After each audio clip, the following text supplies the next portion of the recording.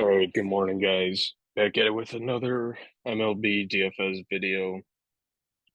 It was a magical night to say the least. 5% Montgomery, 46. Aroldis Chapman screwed him over the win, but by that time it didn't really matter.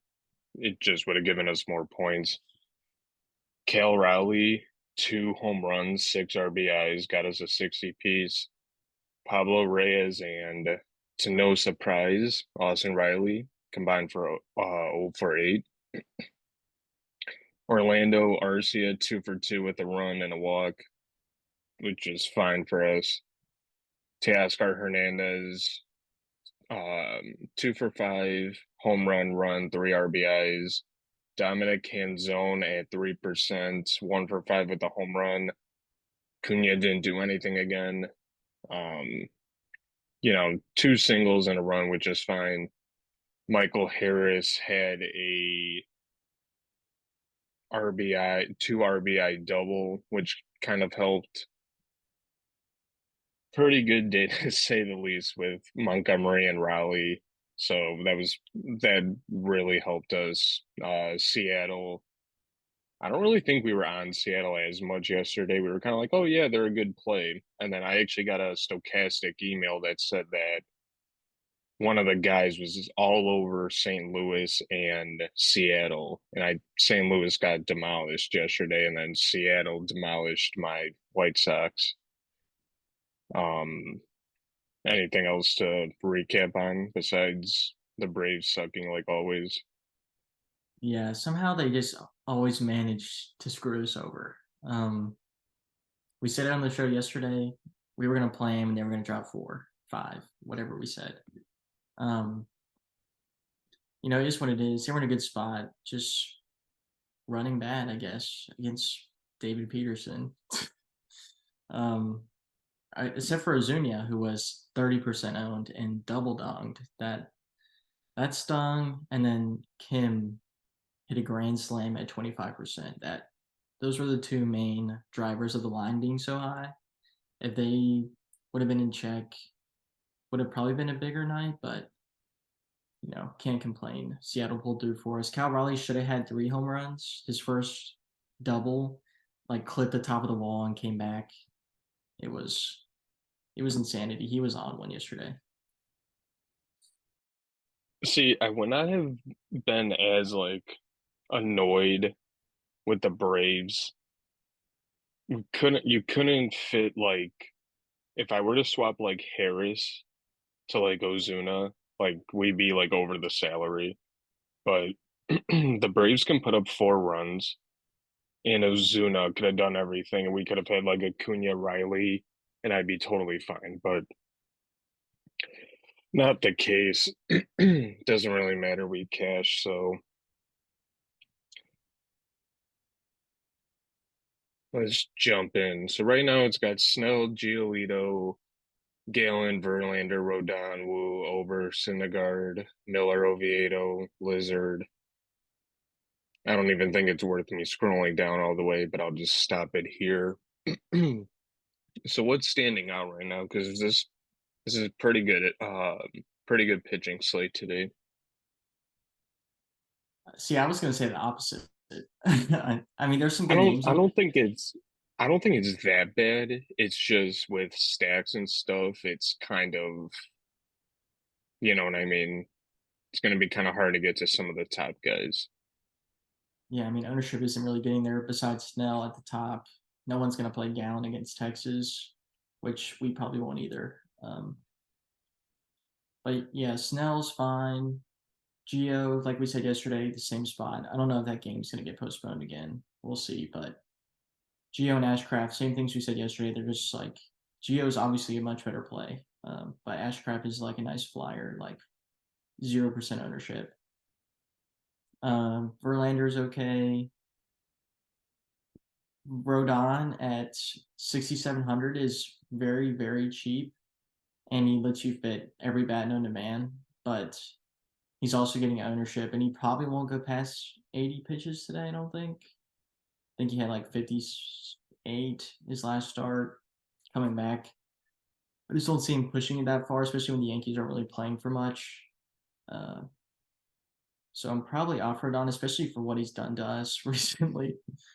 Woo, definitely interesting. I don't see him having the ability to really go to 6 innings. The max pitch count in the season is 90.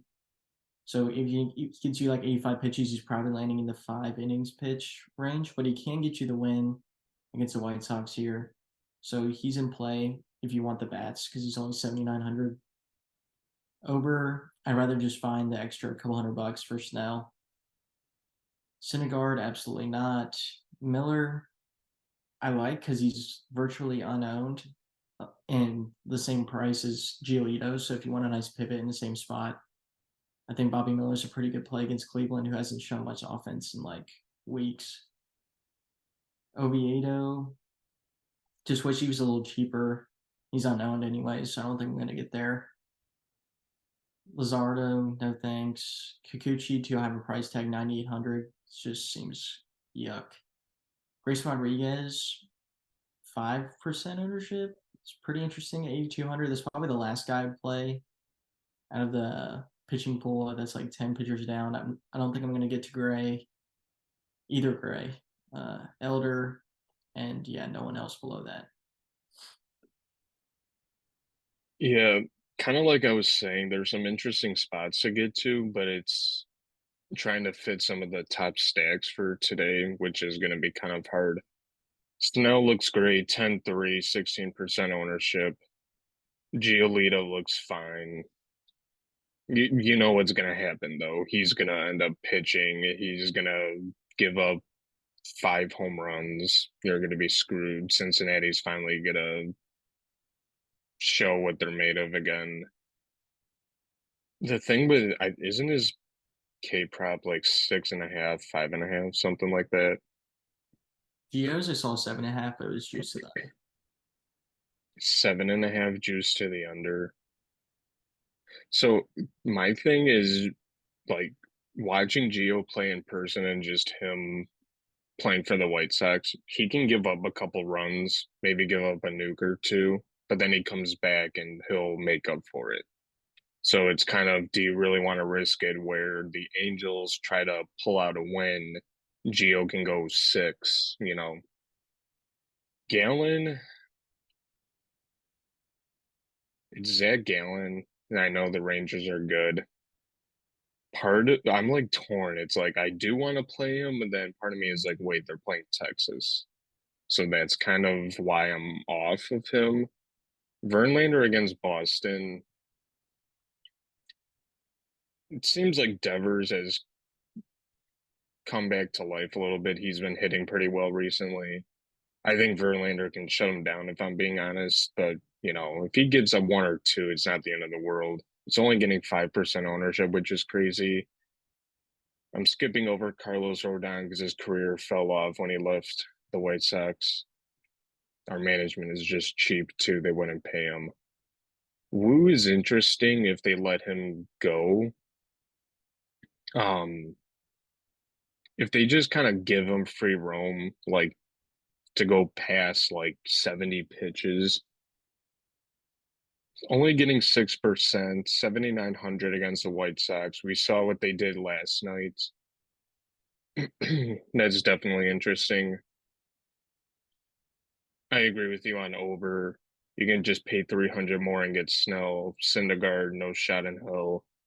Miller is interesting, kind of like we said, or like what we always say, Cleveland just never strikes out. But with Syndergaard on the other side, if the Dodgers can string together some runs, give him a comfortable lead, maybe he can string a few strikeouts, go 6 or 7, get the quality start and win.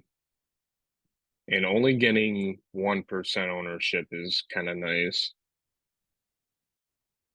Oviedo, I guess, not my cup of tea. Lizard, no. Kikuchi, overpriced. Rodriguez is interesting, but I would kind of focus on like Snell, Gio, Verlander. Woo, Miller, probably it. I guess if you really want to be like us, every time Rodon starts just to pay up for bats, go for it. But playing Washington threw 50 something pitches and got hurt, got pulled from the game in like the third inning, fourth inning, something like that. But that's about where I draw the line. I mean, Kikuchi and Rodriguez probably won't be terrible plays. It's just funny with Kikuchi. Funk will text me like, "Oh my God, he's cooking. Who let him cook?" And it's like, I text him back. I'm like, I think we got to acknowledge him that he's like a good pitcher now. He's like, absolutely not. Um, let's just jump to stats.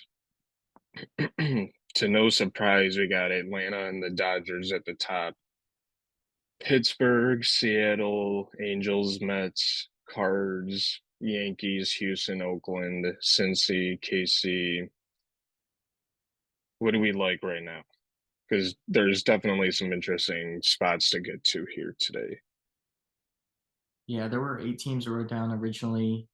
Got Pittsburgh, Yanks, Dodgers, Braves, Mets, Seattle, Padres, Twins. All those teams except for Pittsburgh have over 1.5 projected home runs for each team. So I like that.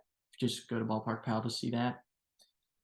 As we said yesterday, Pittsburgh is always kind of interesting to play, but if you are going to play them, you might as well full stack instead of like a 3 man or a 2 man. Just the way they play, and they don't really have all that much power up and down the lineup. So only projecting for 1.1 home runs. You probably want to 4 man them. Yanks, okay, I guess. But priority would be picking up for one of the expensive stacks, Dodgers, Braves, or Padres, and then kind of mixing in Twins, Seattle, who's pretty cheap again, and the Mets.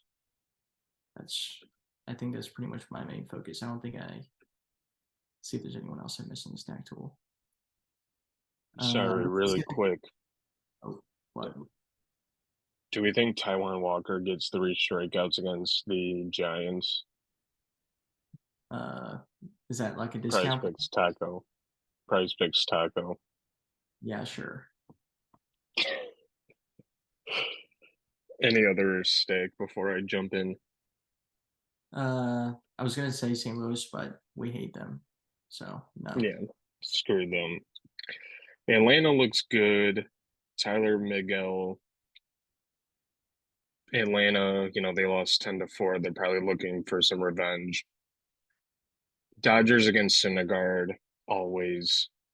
Pittsburgh against St. Louis. I agree with you. If you're going to play them, do a full stack. Reynolds, McCutcheon, Sawinski. Seattle against Clevinger again. Clevinger doesn't strike out a bunch of guys, but he can kind of limit damage. But what's stopping a few of the Seattle guys from having a guy on like first or second and just cranking one in the gap a couple times? Maybe they won't hit a bunch of home runs like they did last night, but they can definitely do some damage. Angels against Ashcraft, sure. Mets against Elder, I kind of like 1.5% leverage, 3% ownership share. I even hate to say that St. Louis looks okay against Oviedo, but definitely not. Yankees against Josiah Gray. Like I always say, Josiah Gray is supposed to be this great young pitching prospect. He's young, he's going to make mistakes. He kind of sucks right now. I guess go with Yankees, want to make him a priority. Houston is facing Boston, Tanner Hawk. He's been good, and I think this is a first game off the IL, so definitely worth looking into. Something that you didn't mention, and I'm honestly kind of shocked. Oakland versus Greinke. Not saying get to a full 4 man, but Geoloff, who else is on this team? Rooker, he starts. Don't play Oakland. Come back to this video when Oakland drops 15 runs. Um, I do like Minnesota against Wade Miley. I would kind of draw the line at honestly, even since he doesn't look bad. I would draw the line at Minnesota. Don't really look into maybe look into Kansas City a bit, but look more into Houston, Yankees, Mets, Seattle, Pittsburgh, Atlanta, Dodgers. Let's do lineup generator really quick. Share screen. All right. So what we always do, FanDuel 4-3-1 balanced. You want to just skip this? Mhm. Oh God, I'm already seeing Rodon. I don't like this. Michael Harris again. Let's just look at stacks first. So 85% Braves, then it gets a little lower. 10% KC is interesting. Now let's just see players. Acuna, Olson, Harris, of course, Gio. Bay looks good at second base. Yeah, 2-8. I'm kind of digging some of these price tags. Andy Rodriguez 2.5, Sawinski 3, Figueroa 2.7, Key Brian Hayes 3K. This guy got drafted like little over a month ago and is already in the majors. That's insane. Yeah, Flat. definitely some good spots. What's up? So I like that he's 2K flat. Definitely not a bad idea to maybe, if you're playing multiple lineups, get like 2-3% of Shaw or whatever that guy's name is on the Angels. Torres, LeMahieu, IKF, Volpe. Yankees have some decent tags. Obviously, they suck, but wasn't Ozuna 3K yesterday as well? And then hits two nukes and stays at 3K. We'd love to see it. Oh, Trout is back. Nice. Angels are a little interesting. Um, but yeah, with lineup generator, you can do this where you just look at players you're getting exposure to, kind of just helps you think. You can look at stacks, save up to 20 lineups over here, just scroll through, and then you can export it to a CSV straight to FanDuel or DraftKings, whatever you plan. So let's end this. Give me your home run calls. Got Polanco, Steer, and big old Pete Alonso. Hopefully he gets back on track. I swear every time I pick him, he sucks. Big old Pete Alonso. I got Muncy, Manny Machado, and Teoscar Hernandez. But that should just about do it though, unless you have anything else to add, something we missed. No, pitching looks pretty mudded. I think we'll just prioritize stacks and see where the salary leaves us. Uh, I wouldn't be surprised if we landed on Woo, which is going to be kind of sickening. But make sure to check out our lineup about 15 minutes before lock on our Twitter or X, whatever you want to call it. And make sure to check out Stochastic's tools in our description for all the data was used, and like and subscribe if you haven't already.